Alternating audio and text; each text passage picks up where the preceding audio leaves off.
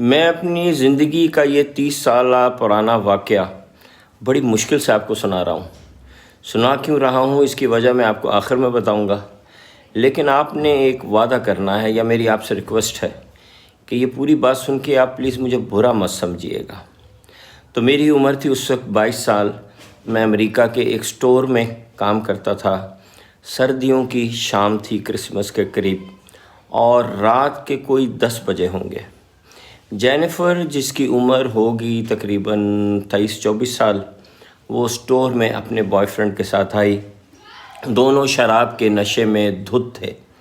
شراب کے نشے میں جینیفر نے کچھ سلر، جس کو بولتے ہیں کہ ابیوسو لینگویج، یوز کی مسلمانوں کے خلاف، کیونکہ اس کو نظر آ رہا تھا کہ میں مسلمان ہوں۔ میں نے چپ کر کے اس کی بات سن لی۔ ظاہر میں سٹور پہ کام کرتا تھا، روزانہ ہی ایسی باتیں برداشت کرنا پڑتی تھیں۔ وہ بول کے چلی گئی۔ دوسرے دن شام کو 7 بجے جینیفر، جس کو سوبر ہونا کہتے ہیں، یعنی نشہ اترا، تو وہ واپس آئی اور مجھے کہنے لگی کہ can I talk to you for few minutes, کہ میں آپ سے چند منٹ بات کر سکتی ہوں؟ میں نے کہا جی کریں۔ کہنے لگی کل میں نے آپ کے ساتھ بہت برے طریقے سے بات کی ہے، میں اس کی معافی مانگنے آئی ہوں۔ میں نے کہا اس اوکے۔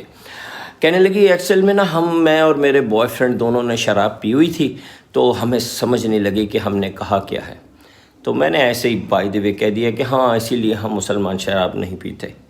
یہ کہنا تھا نا، تو کہ وہ تو ایسے بھوکلا اٹھی نا، ایسے چکنا ہو گئی۔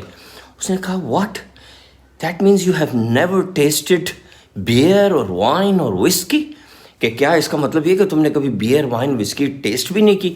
میں نے کہا نہیں، میں نے کبھی نہیں کی ہے۔ She was so surprised. تو یہ اس کا اسلام سے پہلا تعارف ہوا اور وہ بہت امپریس ہوئی۔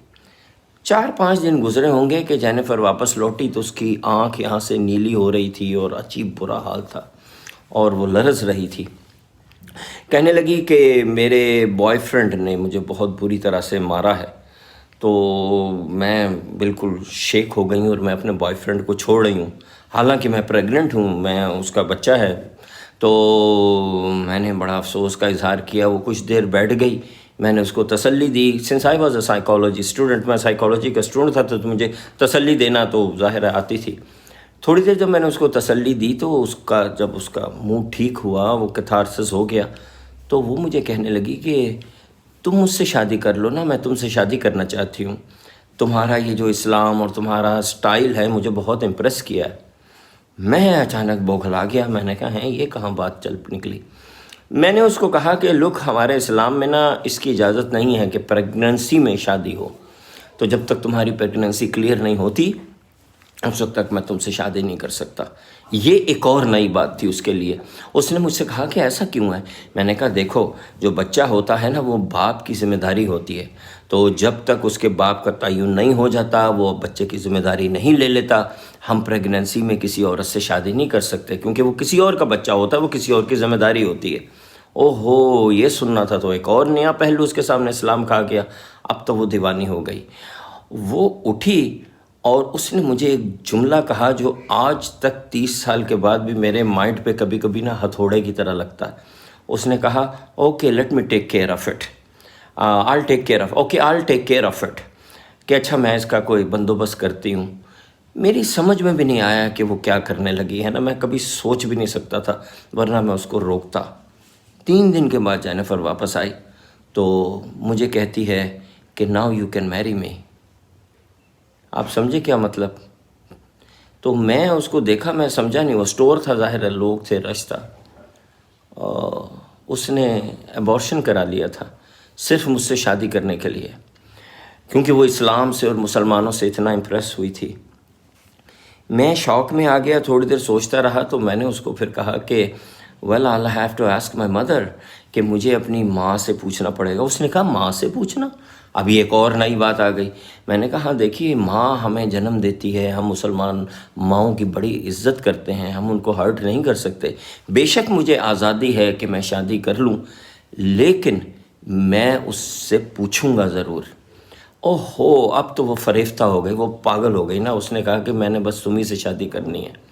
یہاں پہ ایک گڑبڑ تھی، میں نے اپنی ماں کا نام یوز کیا تھا، اصل میں تو میں خود اس سے شادی نہیں کرنا چاہتا تھا۔ مجھے چاہیے تھی ایک پاکستانی لڑکی، اور وہ ویسے بھی بس وہ ایک رورل ایریا کی لڑکی تھی جو مجھے امپریس نہیں کی تھی۔ اینی ویز دوسرے دن وہ واپس آئی اور آ کے کہتی ہے کہ تم نے اپنی ماں سے پوچھا؟ اور میں نے کہا نہیں، میری ماں نے مجھے اجازت نہیں دی، اور یہ سراسر جھوٹ تھا۔ جینیفر تھوڑی دیر تو میری آنکھوں میں دیکھتی رہی اور شاید اس کو سمجھ میں آ گئی کہ میں جھوٹ بول رہا ہوں، میری اپنی مرضی نہیں ہے۔ اس کے بعد وہ غائب ہو گئی۔ 3 دن کے بعد اس کے ماں باپ ڈھونڈتے ہوئے اسٹور پہ آئے، بولے کہ تم نے جینیفر کو دیکھا ہے؟ وہ کئی دفعہ تمہارا ذکر کر چکی تھی اور یہاں پہ آئی بھی تھی۔ تو میں نے کہا کیوں، کیا ہوا؟ تو انہوں نے بتایا کہ 3 دن سے جینیفر گھر نہیں آئی۔ وہ دن اور اس کے بعد میں 3 سال اسی شہر میں رہا، جینیفر ایسا غائب ہوئی کہ پھر لوٹ کے نہیں آئی۔ تو یہ آج میں قصہ 30 سال کے بعد کیوں سنا رہا ہوں؟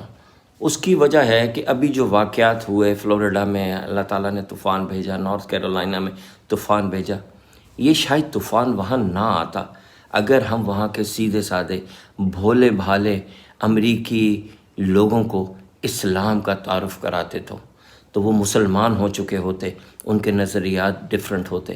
لیکن ہم نے باہر جا کے صرف نوٹ کمائے، صرف پیسہ کمانے پہ توجہ دی، جو بحیثیت مسلمان ہماری ذمہ داری تھی وہ ہم نے نہ نبھائی۔